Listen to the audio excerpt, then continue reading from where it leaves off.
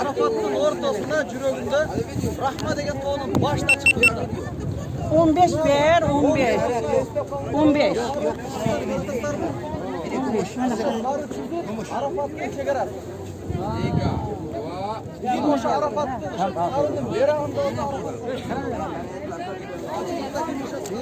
bir ağında girse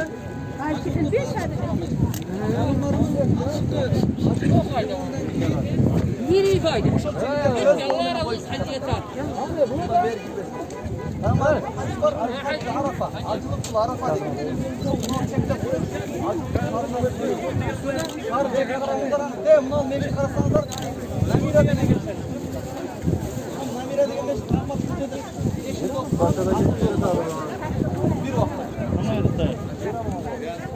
Ben pazarlayarızlar inşallah. Yok açılış zaten çıkış şart mı? Sarının vereceğin anlamda oldu. Anladın?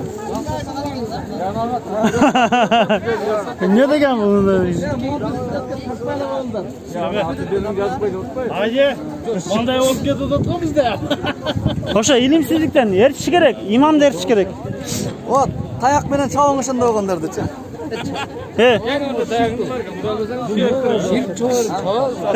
Bular Arapça aytып koy işte. Hey, koy de koy Arapça. Ana haydi. Başka eline de. Başka taraf.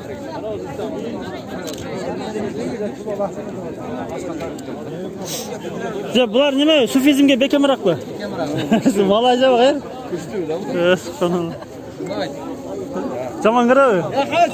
يا حاج حاج لا ينفع هذا حرام لا لا ينفع ليش صورة ولكن لا تصور.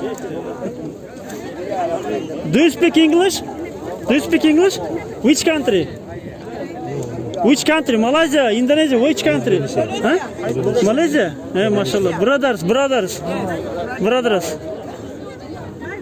What does this means? Huh?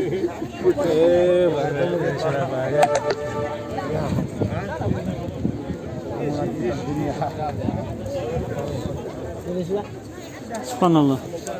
Şurada ilimciler ders versen, şimdi bojamol menen, hikayalar menen, şunday bolsa gerek dep şintip Kur'anda, sünnette yok. Bir örim-jırımdарды kılıp koyuş mümkün da, çoğun günü kirip olup ketişi mümkün. Kudayın saklasın.